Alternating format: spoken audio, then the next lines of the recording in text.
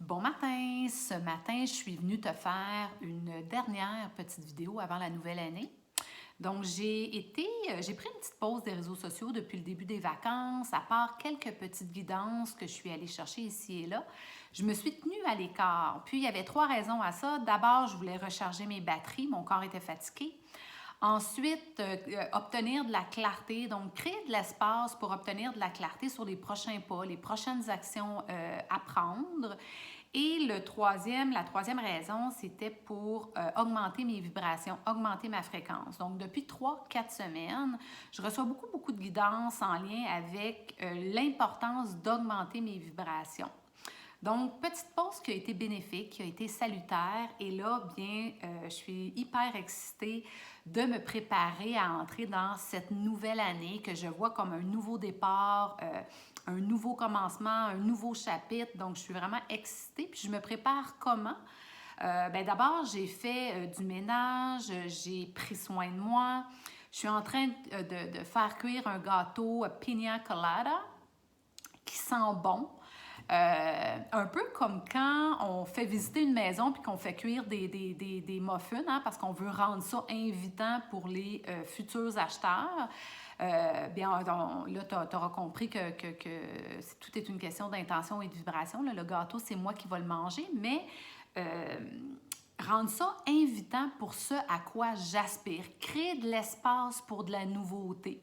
Donc, créer de l'espace dans ma tête, créer de l'espace chez moi, créer de l'espace autour de moi pour pouvoir recevoir de la nouveauté, pour que ce à quoi j'aspire, ce soit invitant pour ce à quoi j'aspire. Donc, je suis en train de me préparer dans ce sens-là. Puis, j'ai aussi, dans les derniers jours, je médite encore, je médite à tous les jours. Puis, dans les derniers jours, j'ai demandé au guide quel est le message à transmettre pour la nouvelle année. Et j'ai reçu 2 messages. Le premier, c'est « Aime-toi ».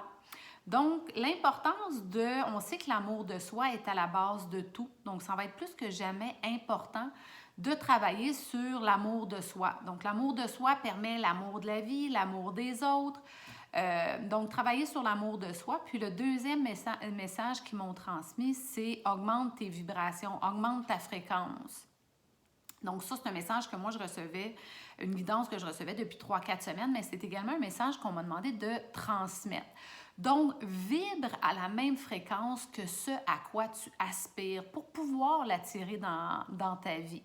Donc, c'est les 2 messages que je voulais te transmettre en cette fin d'année.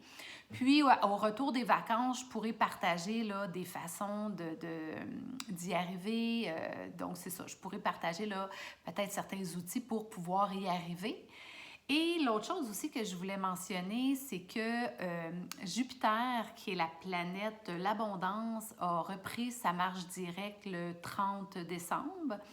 Donc, hein, la planète de l'abondance reprend sa marche directe, donc ça peut être synonyme d'attirer l'abondance. Il y a Mercure qui reprend sa marche directe le 1er janvier. Mercure, ce que ça peut provoquer, c'est que ça peut provoquer certains ralentissements, ça peut nous forcer à tourner notre regard à l'intérieur de nous, ce qui est toujours bon. Donc, Mercure reprend sa marche directe le 1er janvier. Puis, 2024, c'est une année 8, donc le 8, c'est l'abondance.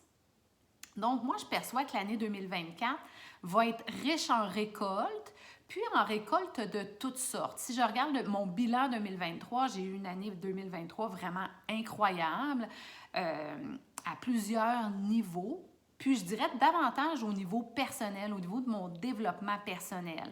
Donc, quand je parle que 2024 va être une année de récolte, bien, ça peut être tant au niveau matériel qu'au niveau personnel. Donc, c'est d'accueillir ce qui va se présenter à nous.